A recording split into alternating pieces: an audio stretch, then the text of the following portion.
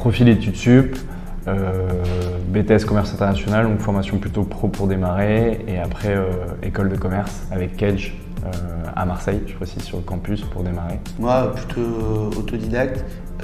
J'ai pas été très heureux pour être honnête dans ma scolarité, plutôt pas très heureux, et après dans les études supérieures c'était nettement mieux.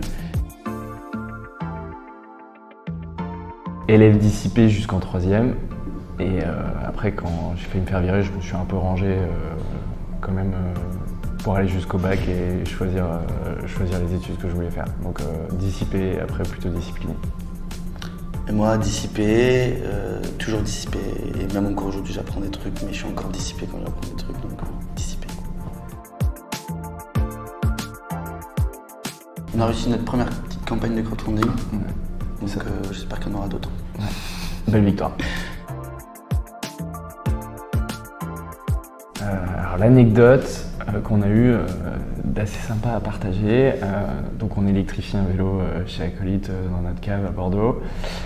Et en fait, la cliente, au moment de récupérer son vélo, vient me voir et me dit Edouard, je suis désolé, mais l'écran il est rayé,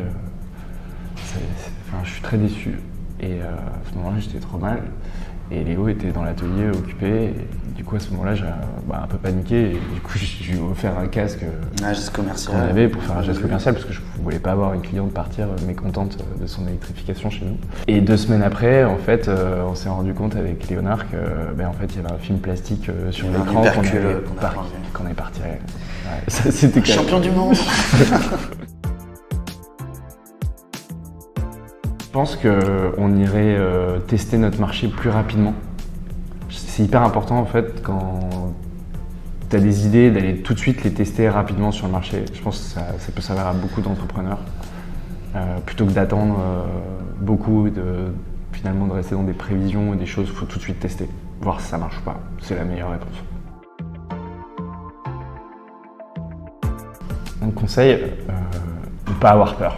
Parce que je pense qu'il faut avoir un petit grain de folie quand même pour se lancer. Et c'est vrai qu'on a eu la chance d'être 2. Et les moments de solitude, il faut les partager. Il y a des gros moments de solitude, il y a des gros moments de up et des gros moments de down.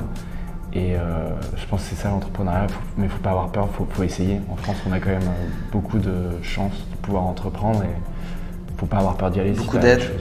Il y a beaucoup d'aide, mais je pense aussi que c'est important d'étudier les échecs des autres. Pourquoi les entrepreneurs se sont plantés, quelles sont les raisons pour lesquelles ils se sont plantés. C'est vrai que la plupart souvent qui se plantent, c'est qu'ils sont mal entourés. Choisir, je pense, un bon associé, c'est important. C'est pour moi ça. Ouais. Sympa, moi aussi.